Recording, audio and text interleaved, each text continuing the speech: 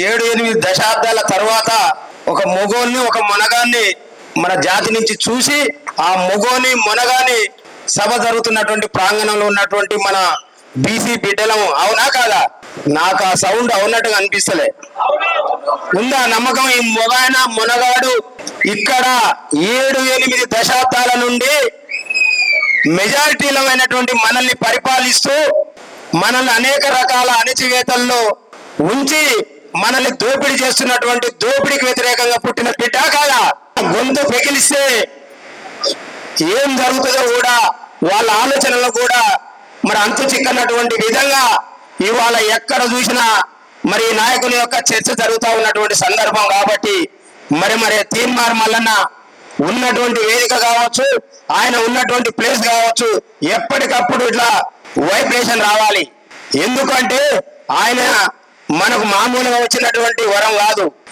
7-8 దశాబ్దాల నుండి మనకు జరుగుతున్నటువంటి అన్యాయానికి చరమ గీతం పాడలికి భగవంతుడు ఇచ్చినటువంటి బిడ్డ తీన్మార్ మల్లన్న. అందుకే మన వాయిస్ అంతా బలంగా ఉండాలి, మరి అంతే గట్టిగా నినదించాలి. మరి ఆ స్లోగను ఇక్కడ ఉండబడినటువంటి అగ్రవర్ణాలకు మరి ముత్యముడలు పట్టించాల్సినటువంటి అవసరం ఉందని తెలియజేస్తూ మరి ఈనాడు మహబూబ్ నగర్ గడ్డ మీద బీసీ ఎంబీసీ వర్గాలందరినీ కూడా ఏకం చేస్తూ మరి అలా ఆ యొక్క సభకు ముఖ్య అతిథులుగా మరి మల్లన్న నాయకత్వాన్ని బలపరుస్తూ ఏర్పాటు చేసినటువంటి సభ నిర్వాహకుడు సోదరుడు మరి రవి ముదిరాజు గారికి, అదే విధంగా మరి పెద్దలు మల్లన్న గారికి, వేదిక మీద ఉండబడినటువంటి మన ఎంబీసీ బీసీ కులాల నుంచి మరి బాధ్యతగా మరి సమావేశానికి సభకు మనల్ని కూడా తీసుకొచ్చినటువంటి మిత్రులకు, మరి వేదిక ముందు ఉండబడినటువంటి బీసీ కుటుంబ సభ్యులకు, పత్రికా మిత్రులందరికీ కూడా పేరు పేరున నా యొక్క ధన్యవాదాలు తెలియజేస్తా ఉన్నాను. నిజంగా గత 40-50 సంవత్సరాల నుండి అనేక మంది బీసీల కోసం, బీసీల హక్కుల కోసం పోరాటం చేస్తా ఉన్నారు. మరి వాళ్ళ నాయకుల గురించి ఇక్కడ ఉండబడినటువంటి అగ్రవర్ణ నాయకులు గతంలో అనేక మంది బీసీ నాయకులు వచ్చారు, మరి ఎలాంటి ఇబ్బంది జరగలేదు. కానీ ఈనాడు తీన్మార్ మల్లన్న వచ్చిన తర్వాత మరి అనేక మాటలు మాట్లాడుతూ ఉన్నటువంటి సందర్భం మరి మనం అందరం కూడా వింటా ఉన్నాం. ఏందట అంటే తీన్మార్ మల్లన్న మా అగ్రవర్ణులు ఎట్లా చెప్తారంటారు? అరే భయ్ 70-80 ఏళ్ళ నుంచి మనల్ని దోపిడీ చేసుకొని తింటుంటే తప్పలేదు. మరి 70-80 ఏళ్ళ నుండి మా జాతి బిడ్డలు మీకు ఓట్లేస్తా ఉంటే మీరు అధికారాన్ని అందుకొని మరి మా జాతుల్ని నేటి వరకు కూడా రేషన్ కార్డు కోసమో, పెన్షన్ కోసమో, ఇందిరమ్మ ఇల్లు కోసమో, ఆరోగ్యశ్రీ కార్డు కోసమో మరి చేతులు దాచేటటువంటి స్థితిలో ఉంచినటువంటి మరి అగ్రవర్ణ నాయకుల్ని మనం ఏ రకంగా గౌరవించుకోవాలనో మరి మనం అందరం కూడా ఆలోచన చేయాల్సినటువంటి సమయం వచ్చిందా లేదా?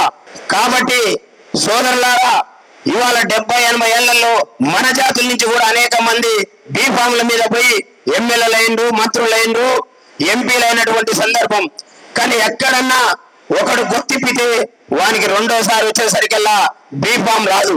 వాళ్ళు ఇచ్చేటటువంటి బీఫామ్లు వాళ్ళ చేతుల్లో పెట్టుకొని మనం ఈ రాష్ట్ర జనాభాలో సగానికి పైన ఉండబడినటువంటి మనల్ని మరి వాళ్ళ బీఫామ్ల కాడని ఉంచి మరి ఈసారి మీ బీఫామ్ ఇచ్చినోడు కులానికో లేకుండా మతానికో వర్గానికో వాళ్ళ జాతికో హక్కులు ఉన్నాయి, వాళ్ళకు కావాల్సినటువంటి రైట్స్ రావాలని మాట్లాడితే బీఫామ్లతో తొక్కేస్తున్నటువంటి సందర్భంలో మరి వాళ్ళ ఈ రాష్ట్రంలో అనేక మంది బీసీ వర్గాలుండి రేపు భవిష్యత్తులో నాకు బీఫామ్ రాకపోతే మరి నా బతికేంది, నా కుటుంబం ఏందని ఆలోచిస్తున్నటువంటి తరుణంలో మరి బీఫామ్ ని, ఏ ఫామ్ ని, ఆ పార్టీని కూడా చిటికన వేలు మీద పెట్టి వాళ్ళ ఇక్కడ ఉండబడినటువంటి సగానికి పైన ఉండబడినటువంటి నా వర్గాల అభ్యున్నతే నాకు ముఖ్యం, వాళ్ళ యొక్క అభివృద్ధి నాకు ముఖ్యం, వాళ్లకు ఈ రాష్ట్రంలో రాజ్యాధికారం రావడమే ముఖ్యమని ఇవాళ ముందుకు వచ్చినటువంటి నాయకుడు మరి మన తీన్మార్ మల్లన్న.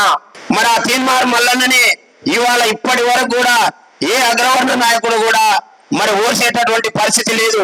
ఎందుకయా అంటే 70-80 ఏళ్ల తర్వాత బీసీలకు జరుగుతున్నటువంటి అన్యాయాన్ని మరి అరటి పండు ఒలిసి నోట్ల పెట్టినటువంటి చందంగా ఈ జాతికి జరుగుతున్నటువంటి అనేక రకాల అన్యాయాల మీద, కుట్రల మీద ఇవాళ పొద్దుగాల 6 గంటల నుంచి మొదలు పెడితే నైట్ 12 గంటల వరకు కూడా ఎక్కడ మాట్లాడినా, ఎవరితో కొట్లాట చేసినా నా జాతుల యొక్క అన్యాయాల మీద, నా జాతికి జరుగుతున్నటువంటి దౌర్భాగ్యాల మీద మాట్లాడటానికి వచ్చినటువంటి నాయకుడు మరి మన తీన్మార్ మల్లన్న.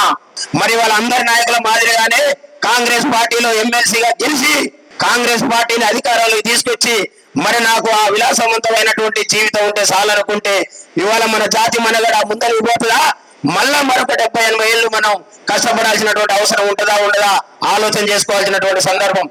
ఇవాళ కాంగ్రెస్ పార్టీలో అనేక మంది బీసీలు ఉన్నారు. మల్లన్న మీద జరుగుతున్నటువంటి దాడి మీద ముక్కుమడిగా దాడి జరిగితే ఇవాళ కాంగ్రెస్ పార్టీ ఈ రకమైనటువంటి నిర్ణయాలు తీసుకుంటుందని వేదిక ద్వారా మీ అందరూ కూడా గుర్తు చేస్తా ఉన్నాను. కాబట్టి దయచేసి సోదరులారా, ఇవాళ తెలంగాణ రాష్ట్రం మనం చూసినాం 1960 నుంచి కూడా చూసుకుంటూ వస్తా ఉన్నాం. అనేక పోరాటాలు జరిగిన తర్వాత ఒక నాయకుడు దాని మీద నిబద్ధతోనే నిలబడింది కాబట్టి తెలంగాణ రాష్ట్రాన్ని మనం అందరం కలిసి సాధించుకున్నటువంటి చరిత్ర. కాబట్టి ఇవాళ 70-80 ఏళ్ల తర్వాత ఒక బీసీల పక్షాన కొట్లాడేటటువంటి గొంతుగా వాస్తవాలను వివరించేటటువంటి దమ్మున్నటువంటి ఒక జర్నలిస్టుగా మరి అందరినీ ఏకం చేసేటటువంటి నాయకత్వం కలిసినటువంటి నాయకుడుగా మరి అన్ని రకాల కలయికలు కలుపుకొని వచ్చినటువంటి వ్యక్తి తీన్మార్ మల్లన్న. మరి తీన్మార్ మల్లన్న నాయకత్వాన్ని ఎక్కడ ఎవరు శంసించినా ఎవరు సంశయించినా వానికి సమాధానం చెప్పడానికి ఈ రాష్ట్రంలో ఉండబడినటువంటి సగానికి పైన ఉండబడినటువంటి మన జాతులందరూ కూడా ఏకం కావాల్సినటువంటి సందర్భం వచ్చిందని మీ అందరికీ కూడా విజ్ఞప్తి చేస్తా ఉన్నాం. మనకి ఇంకొక ప్రమాదం పొంచి ఉంది. ఇవాళ రాష్ట్రంలో ఈ 7-8 దశాబ్దాల నుండి అగ్రవర్ణ పాలకులు వెళ్తున్నటువంటి పరిస్థితి. మరి ఏ గ్రామానికి పోయినా వాళ్ళ అవసరాలు మన జాతులకు ఉంటాయి. 100 మంది మనం ఉంటే ఒక్కడు మన నాయకుడిని తప్పనిపించడానికి ప్రయత్నాలు జరుగుతున్నటువంటి కుట్రలు ఈ రాష్ట్రంలో జరుగుతూ ఉన్నాయి. కాబట్టి మిత్రులారా, అవకాశం ఉన్న కాడ విభేదించాలి, లేని కాడ గమ్ము నుండి అయినా చివరగా అన్న నినాదం ఏదైతే జరుగుతూ ఉందో మన ఓటు మనకు ఇవాళ సగానికి పైన ఉండబడినటువంటి మన అందరం ఓటు కాడ ఐక్యమైతే రాజ్యాధికారం తథ్యం అనేటటువంటి వాస్తవాన్ని మనం ప్రచారం చేసుకుంటూ పోవాల్సినటువంటి అవసరం ఉంది. ఇవాళ మళ్ళీ ఒక మాట చెప్తా ఉండు, రేట్ల ఓటు మాకొద్దు, దాని వెనక ఎంత పెద్ద చరిత్ర ఉందో మనం ఆలోచన చేసుకోవాల్సినటువంటి అవసరం ఉంది.